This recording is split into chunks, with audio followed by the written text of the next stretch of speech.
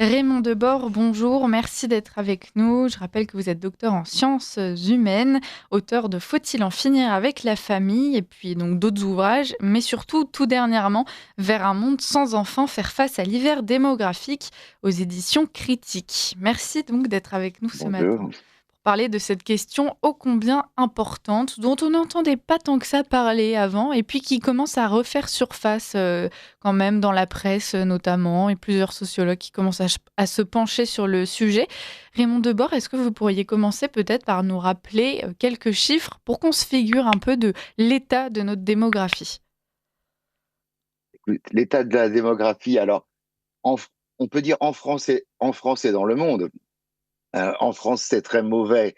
Les derniers chiffres de l'INSEE montrent que si la situation perdurait, les femmes n'auraient que 1,62 enfants en moyenne, ce qui aggrave les données qui étaient déjà négatives, hein, des années précédentes. Pour que les auditeurs aient une idée, le taux de renouvellement des générations en France n'est plus assuré depuis 1974, hein, donc c'est pas quelque chose de nouveau, mais on va dire que la France se situait à peu près à 1,8 enfants par femme, donc c'était un tout petit peu en dessous, et finalement on pensait que eh bien c'était pas si mal, surtout au regard des autres pays européens. Bon, et il s'avère que depuis 2014, la descente, si vous voulez, s'accélère. Voilà. Y compris 2024, c'est pire que 2023, etc. Donc ça devient extrêmement problématique, d'autant plus que si vous retirez à ça les départements et territoires d'outre-mer où la natalité est relativement importante, hein. Hmm. Mayotte, c'est la natalité du Mozambique, hein, pour donner un exemple. On n'est plus qu'à 1,59 si on prend la France métropolitaine. Donc c'est pas bon. Et il y a un risque d'entrer dans une spirale irréversible. Bon, voilà, euh, on pense qu'en dessous de 1,5, ça devient très très difficile de remonter. Voilà. On en reparlera peut-être tout à l'heure si vous voulez. Après, c'est un phénomène mondial. C'est-à-dire que ce qu'il faut bien comprendre, c'est qu'il y a tout un ensemble de pays du monde où les populations sont déjà en déclin. Hmm. C'est typiquement le cas de l'Asie de l'Est et du Sud-Est, hein. La Chine est en décroissance de population, le Japon, la République de Chine, hein, communément appelée Taïwan, etc. Vous avez aussi les Balkans qui sont complètement effondrés sur un plan démographique, hein, de tout l'ensemble des Balkans déjà aujourd'hui, et la Russie qui est aussi en mauvaise posture. Il y a, euh, il y a aujourd'hui une soixantaine de pays qui sont déjà en déclin démographique. Voilà. Et donc, ce qui est calculé et pronostiqué par les démographes, c'est que ça va s'accentuer Hmm. dans les années qui viennent. Bon, et on va voir comment y faire face et puis peut-être les solutions qu'on pourra mettre en place pour inverser la tendance. Avant cela, Raymond Debord, pour bien comprendre, quand vous dites que nous n'assurons plus notre renouvellement démographique, concrètement, vous êtes en train de nous expliquer que notre peuple est en train de mourir. Alors, on n'en est pas, on n'en est pas encore là. Merci. Pour autant, évidemment, la situation est problématique, puisque pour donner deux chiffres extrêmement récents, hein, donc il y a ce qu'on appelle le solde naturel de la population, c'est-à-dire la différence entre les naissances et les décès. Bon. Il était déjà très mauvais et très problématique il y a 2 ans, donc en 2023, puisqu'il n'y avait que 47 000 euh, personnes d'écart, si vous voulez, entre les naissances et les décès. Et en 2024, on est tombé à 17 000. Donc, ça veut dire que le fait que la France rentre dans le rouge, effectivement, en termes de recul démographique, ça nous pend aux yeux. Enfin, voilà, Mm. c'est pour les années à venir à très court terme. Mais alors, comme évidemment, il y a beaucoup d'impensés idéologiques derrière les questions de démographie, ces tendances-là étaient toujours, vous savez, un peu relativisées par les démographes professionnels qui mettaient ça dans un avenir un peu plus lointain. Bon, et en réalité, on s'aperçoit que ça s'approche de plus en plus. Alors ça, c'est pour le solde naturel. Après, ce qu'il faut comprendre, c'est que vous avez la croissance de la population en général, du pays, qui aujourd'hui est très faible, ça se ralentit aussi, hein. C'était autour de 0,5 par an et là on est à 0,25 par an de croissance de la population française. Par contre, c'est dû à 90% par l'apport de l'immigration C'est ça. et seulement à 10%, si vous voulez, par les naissances. Donc, ce qu'on peut effectivement pronostiquer, c'est que à relativement court terme, on va être sur des 100% d'apport de migration dans une croissance de population qui, par ailleurs, est très mince. Mmh. Les populations qui sont prises en compte, ce sont, celles qui sont donc, naturalisées, françaises ou, françaises, enfin, ce sont les citoyens français ou bien ce sont simplement les gens résidant, en France, Raymond Debord? Dans ceux qu'on compte dans la natalité en France, on compte tout le monde. D'accord. On compte tout le monde. Euh, la... Après, moi, je trouve qu'il y a un problème de biais, si vous voulez, euh, sur la définition qui est donnée par les pouvoirs publics de l'immigration, puisque en réalité, ça compte les gens qui sont nés à l'étranger, d'accord? Donc, vous avez, à partir de là, vous avez des gens qui ont la nationalité française là-dedans. Mmh. Et alors, je trouve que ça a un effet assez négatif. D'une part, ça stigmatise une partie de la population française qui finalement sont comptés comme français, mais pas tant que ça, hein, puisqu'on les fait rentrer dans cette catégorie d'immigration. Et puis,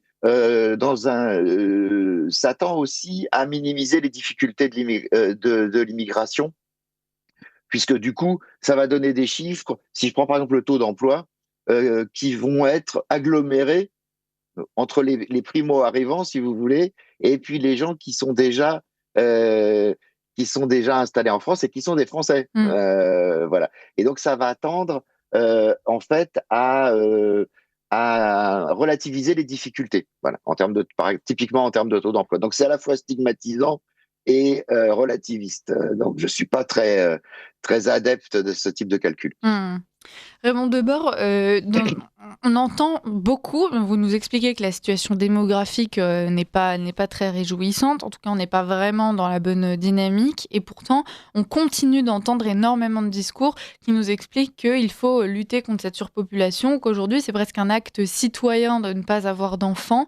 Qu'est-ce que vous en pensez? Est-ce qu'il n'y a pas un paradoxe qui est un peu inquiétant? Je pense que c'est faux, si vous voulez, sur un plan factuel, bien sûr, et je pense que c'est problématique sur un plan éthique. Bon, Mmh. parce que sur un plan factuel, en réalité, euh, les calculs montrent que ceux qui polluent, ce ne sont pas les familles nombreuses au Niger, hein. Tout le monde se représente peut-être assez facilement les conditions de vie dans lesquelles ils se trouvent, et c'est pas avec ce qu'ils utilisent comme énergie, avec ce qu'ils consomment et avec leur mode de vie qu'ils vont provoquer des émissions. D'ailleurs, au global, les pays qui ont les 20% de pays, si vous voulez, qui ont le taux de démographie le plus important, sont les 3% qui émettent le moins. Donc on Voilà. peut faire Donc, des enfants et ne pas polluer, bonne nouvelle. bien sûr, ceux qui polluent, ce sont les bobos parisiens qui dissertent sur le fait de savoir si si les Congolais qui sont dans la misère doivent continuer à avoir des enfants et qui, eux, consomment à fond et émettent des tonnes de CO2. Mmh. Voilà. Il y a même eu des calculs qui avaient été faits il y a quelques années, il y a eu une enquête IFOP, etc. Bon, alors moi, je suis pas un grand spécialiste de l'écologie, donc j'ai pas les données récentes, mais ça m'avait frappé, puisque en fait, y compris dans les métropoles développées, les gens qui consomment le plus d'énergie et qui émettent le plus de CO2 sont les célibataires, si vous voulez. Puisque dès qu'il y a une famille, il y a mutualisation, et donc en réalité, ça fait baisser la moyenne Oui, c'est une belle de réponse. consommation d'énergie et d'émissions de carbone. Et alors, sur un plan philosophique, donc ça, c'est sur le plan factuel. Sur un plan, il y a d'autres éléments, hein, mais je rentre pas dans le Mmh. détail. Enfin, tout le monde comprend bien le truc.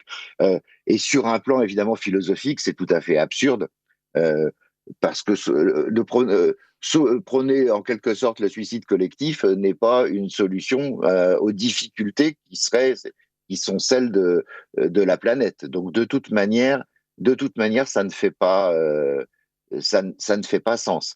Mmh. Et voilà. Bon, Alors, pour moi. on parle de cette raison idéologique qui est très poussée. D'ailleurs, chers auditeurs, on vous invite ne serait-ce à regarder les publicités qui circulent dans les abribus, dans les magazines, même les articles qui sont proposés par la presse.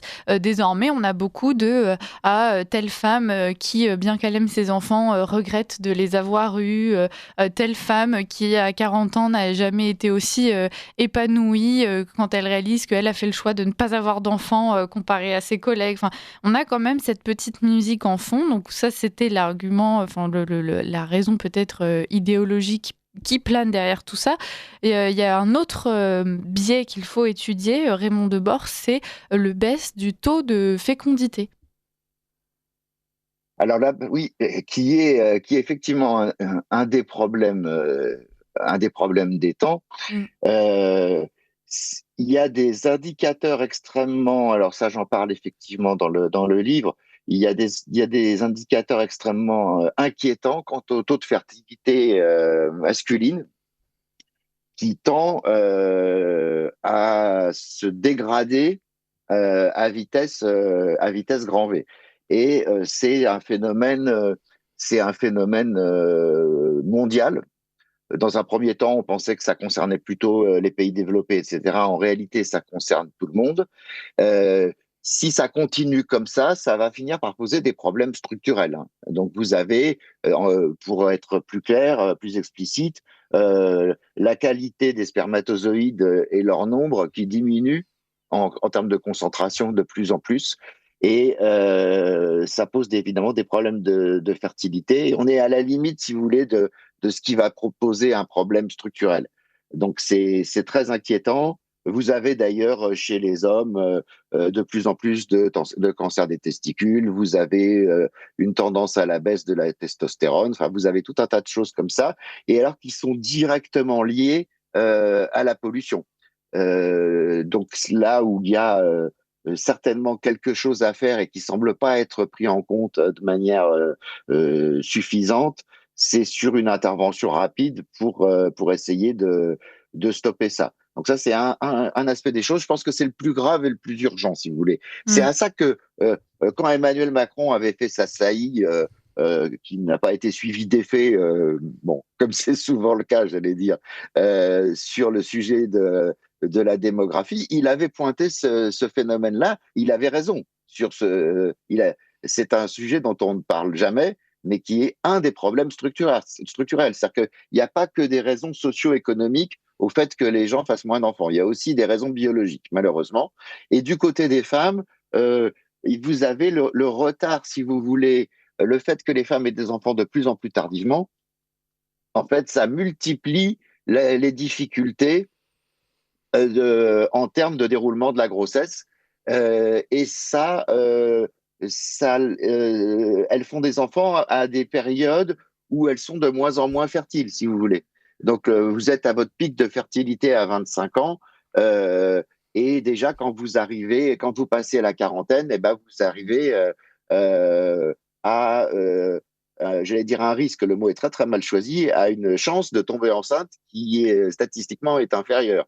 Ouais. Voilà, donc il faudra davantage de temps, ça va être compliqué, etc.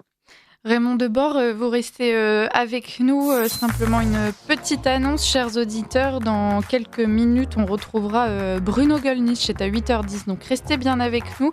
Et pour le moment, on continue à parler de cet hiver démographique qui se présente à nous avec Raymond Debord. Raymond Debord, dans votre ouvrage dont nous parlons donc en ce moment, pour les auditeurs qui nous rejoindraient en cours de route, Vers un monde sans enfants, faire face à l'hiver démographique, vous parlez donc de ce malthusianisme, de même de ce néo-malthusianisme. On comprend à travers vos mots que ce processus cet encouragement à la baisse de la natalité, c'est quelque chose qui est finalement assez ancien. Oui, tout à fait, c'est ancien.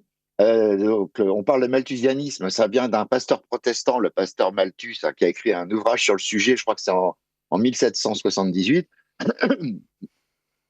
de mémoire. L'idée est la suivante, c'est une idée qui est toujours très ancrée d'ailleurs dans l'inconscient collectif, mais qui est complètement fausse, hein, ça a été démontré immédiatement, qui est que la population, si vous voulez, croît plus rapidement que les moyens de la nourrir. Voilà. Et donc Malthus faisait des calculs, il disait, vous vous rendez compte, euh, euh, la population croît, il dit à l'époque de manière géométrique, voilà. Par contre, les rendements agricoles, c'est de manière arithmétique. Donc, il en pronostiquait une catastrophe de surpopulation à court terme. Lui, il avait des solutions radicales, hein. Ouais. C'était parce que comme il pensait que c'était les pauvres qui faisaient trop d'enfants, il pensait qu'il fallait les stériliser. Enfin, je caricature, mais à peine, hein, et que ça allait régler le débat. Voilà. Donc cette idée que les pauvres se reproduisent comme des lapins, elle existe toujours, hein, aujourd'hui. Donc on est toujours là-dedans. Voilà. Et ça a été à l'époque très influent dans les milieux économistes libéraux, hein. Voilà. Euh, Ricardo, c'est un ami de Malthus. Enfin voilà, c'était des idées qui étaient très implantées, qui ont été combattues, y compris au sein de la bourgeoisie du 19e siècle, qui ont été combattues à l'époque par les catholiques, hein, qui s'opposaient pour des raisons morales à tout ça. Et puis ça a été combattu aussi par la gauche, et ça a été démontré comme faux, puisque en réalité, la productivité, et en particulier la productivité agricole, s'est développée beaucoup plus rapidement que les populations, et c'est ce qui fait que nous ne sommes pas tous morts de faim depuis 300 ans, et y compris dans une période plus récente, à chaque fois que en particulier dans les années 70, des néo-malthusiens ont pronostiqué la fin du monde, des famines de masse, etc. Il y a même eu un candidat écologiste à la présidentielle. Vos auditeurs regarderont, ils vont retrouver des vidéos de sa campagne de 74, donc René Dumont, hein, qui par ailleurs quelqu'un de tout à fait estimable, la question n'est pas là, mais qui faisait des déclarations apocalyptiques disant que la surpopulation allait conduire à la famine, ce qui évidemment n'a pas eu lieu. Alors le problème, c'est que ce type de discours faux continue à avoir une petite présence, y compris dans le champ médiatique. Vous avez, pour n'en citer que deux, hein, Émeric Caron qui pense qu'il faut militer pour la dépopulation parce qu'il pronostique une planète à 11 voire 32 milliards d'habitants à l'horizon 2100, ce qui n'arrivera jamais.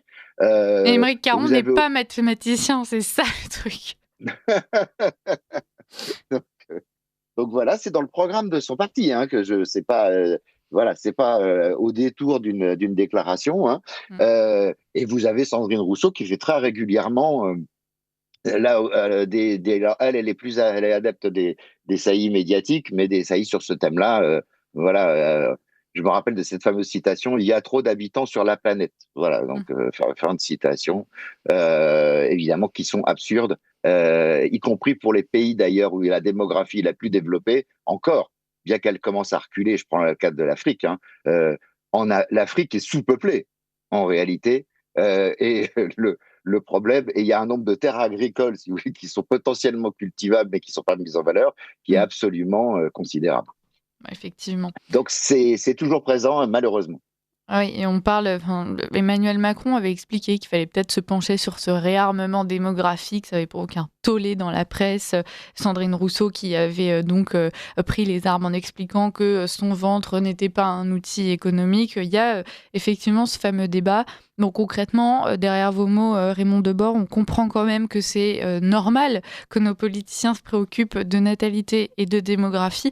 Alors concrètement, comment on fait pour inverser la dynamique qui est en cours? Oh, alors ça Dites-nous c'est que tout autre, n'est pas perdu, Raymond Debord. ça c'est autre chose. Euh, il faut distinguer. Je dirais que le monde me paraît mal parti. Mais j'avais tendance à dire que la France pouvait encore essayer de s'en sortir. Voilà. Euh, Parce que nous avons déjà connu des crises démographiques de grande ampleur, en particulier dans les années 1930, mais aussi des 18e et 19, fin 18e, début 19e siècle. Euh, Bon, donc tout n'est pas tout à fait perdu. Euh, il y a quand même des raisons structurelles, si vous voulez, à ça. C'est-à-dire qu'en fait, ce qu'on observe sur un plan sociologique, et ça c'est mondial, c'est que le fait de faire moins d'enfants, c'est lié à l'amélioration euh, du niveau de vie des personnes. C'est-à-dire que c'est corrélé à l'accès à la médecine, etc., etc., et c'est corrélé au développement du capitalisme. En réalité, c'est pour ça aujourd'hui que les pays qui sont les plus en difficulté sont les pays industrialisés, et que les pays qui sont les moins industrialisés sont ceux qui ont encore des taux de fécondité les plus importants, même s'ils baissent. Hein. Tout à l'heure, je parlais du Niger, c'est pour qu'on comprenne bien. Hein. Je parlais du Niger. Le Niger aujourd'hui doit avoir un taux de natalité à 7, hein, c'est-à-dire que 7 enfants par femme potentiellement, mais c'est déjà en baisse, en fait, chez eux. Sauf qu'avant d'arriver à notre niveau à nous, ça va mettre un temps, peut-être un siècle, mais c'est déjà en baisse. Donc, fondamentalement, je pense que tant qu'on ne questionne pas la question du mode de production, vous voyez, donc du rapport à la nature, du rapport au capitalisme, etc., ça va être difficile de trouver une réponse globale. Hmm. Voilà. Puisqu'il y a cette corrélation. Après, dans des pays qui ne sont pas très très loin, pas de la possibilité enfin, du niveau de ce qui n'est pas irréversible, je sais pas si je suis clair, parce qu'il y a une trappe, si vous voulez. Euh, Quand vous êtes à moins de 1,5, ça crée un effet de trappe, puisque comme à chaque génération, vous avez moins de femmes, d'accord? Moins d'enfants, on ne renouvelle pas. Hein.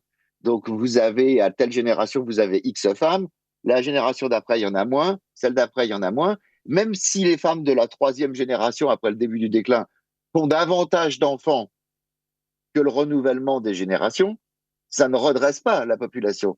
Vous voyez, Hmm. c'est donc en fait c'est sur des décennies avant que ça donne un résultat potentiellement visible. Quand on est encore à la limite, on peut penser que des politiques familiales permettraient, si vous voulez, de stabiliser la situation. Alors c'est pour ça que je suis encore optimiste pour la France, bien que je le sois de moins en moins. Hein, puisque année après année où j'évoque ces sujets, ça s'est dégradé entre-temps.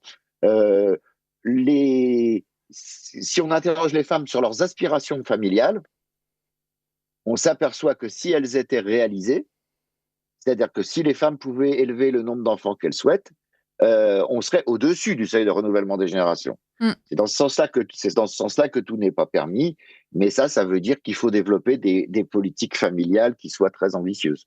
Ouais, et ça se voit dans certains pays, hein, il y a des pays qui mettent en place, par exemple des primes pour les familles, enfin Oui. des primes pour les familles, oui, qui ont plus d'enfants, qui encouragent les familles nombreuses, qui les aident, donc c'est pas quelque chose de complètement, aberrant. Non, non, c'est pas quelque chose d'aberrant. Après, toute la question, c'est d'où on part. Mmh. C'est-à-dire que si vous voyez par exemple l'Italie ou même la Hongrie, qui ont du coup mis en place des politiques familiales très significatives, bon, que je pourrais pas vous décrire dans le détail, hein, mais surtout qu'en Italie, ça n'existait pas les politiques familiales, paradoxalement. Hein. Mais comme elles y sont très affaissées, ça peine à donner des résultats, ça peine à donner des résultats visibles. parce qu'il y a ce phénomène que j'évoquais à l'instant. Euh, En France, c'est encore possible de penser pouvoir obtenir un résultat. Alors donc, ça veut dire qu'il faut se pencher sur l'articulation vie privée, vie familiale de toute urgence, sur cette histoire de congé parental, mais qui, dans la version qui en avait été esquissée par le gouvernement, était tout à fait insuffisant au regard de ce qui serait utile, puisque et puis il y a d'autres faits, il y a des phénomènes comme, il y a des processus comme l'accès au logement qui jouent un rôle déterminant en réalité Oui. dans le fait que les gens puissent avoir des projets parentaux, même si c'est pas directement une politique familiale, en fait, ça produit des effets très importants. Voilà, on peut espérer on pourrait espérer que ça donne quelques résultats, à condition évidemment qu'il y ait une forme de révolution dans les politiques familiales qui serait comparable à celle du général de Gaulle à la Libération, et pas comme on l'a aujourd'hui, des calculs à coût constant. Voilà. Typiquement, ce qu'avait proposé Emmanuel Macron, c'était un truc à coût constant, c'est-à-dire ce congé parental, on va le rémunérer un peu mieux, pardon. Mais par contre, du coup, on va en rétrécir la durée. Ça ne fait pas sens. Voilà, c'est pas du tout à la hauteur, c'est pas du tout à la hauteur des enjeux. Et bien, par contre, quand on interroge les Françaises sur le sujet, on voit qu'il y a une moyenne, par exemple, qui se dessine pour un congé parental de 1 an à 1 400 euros, voilà, donc, ou à plus de 1 000 euros. Voilà. Ça, c'est des éléments qui pourraient donner des idées. Quand vous nous parliez tout à l'heure, du Niger et donc de ce lien entre, notre façon de fonctionner d'un point de vue économique, le capitalisme et donc, la démographie, Raymond Debord, est-ce qu'aujourd'hui on en est réduit à devoir choisir entre relancer notre démographie et donc perdre, en vitesse, économique, en capacité de peut-être de production, enfin voilà, repenser tout un système, ça a quand même des incidences. Est-ce qu'il y a pas peut-être un chemin à se frayer, entre les 2? Je ne sais pas. Je ne sais pas.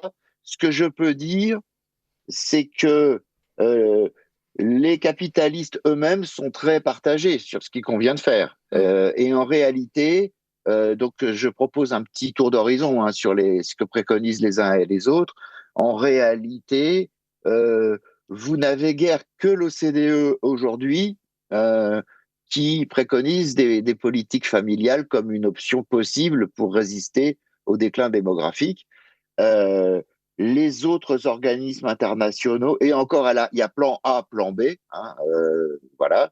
Les autres organismes internationaux, le Fonds monétaire international ou d'autres, en réalité, soit ils axent uniquement sur la question de l'immigration, ce qui pose d'autres problèmes, euh, soit ils font complètement l'impasse là-dessus.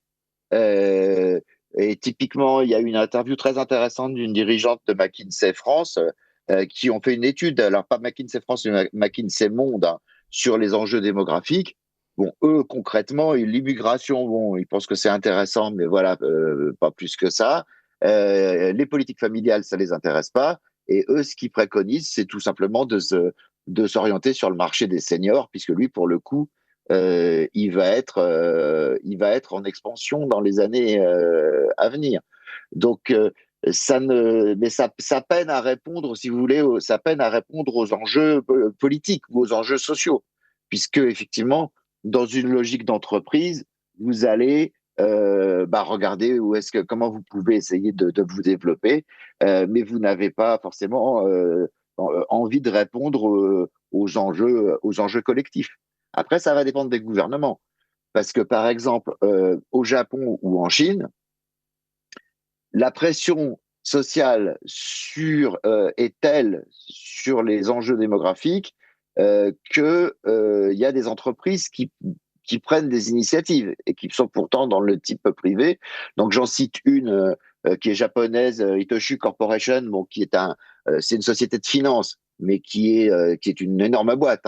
C'est une des 100 premières sociétés mondiales, qui eux ont mis en œuvre des politiques euh, à la fois d'avoir un discours interne à l'entreprise favorable à la famille, et en même temps de permettre des facilités d'emploi du temps, principalement d'emploi du temps, pour pour les femmes avec enfants, qu'ils ont constaté qu'il y avait quasiment un doublement des taux de natalité au sein de leurs salariés Mmh. depuis que ça a été mis en œuvre.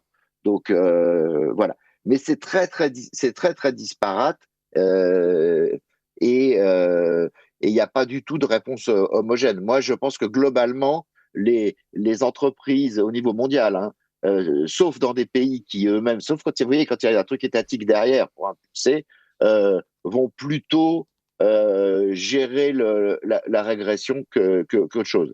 Alors, Mmh. ce qui n'est pas sans poser problème En 10 à long secondes, terme. Raymond Debord. Ouais, parce, parce que ce système ne se développe, ne fonctionne qu'en se développant sur une base élargie, Ouais. le capitalisme. Si à un moment donné, vous avez une population qui diminue, ça bloque, Bah oui. ça crée un effet systémique de blocage de tout l'ensemble. Bon.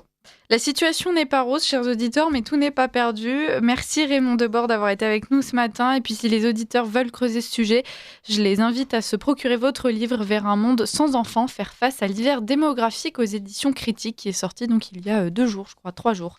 Merci beaucoup Raymond Tout à fait. Debord, à Merci bientôt. à vous.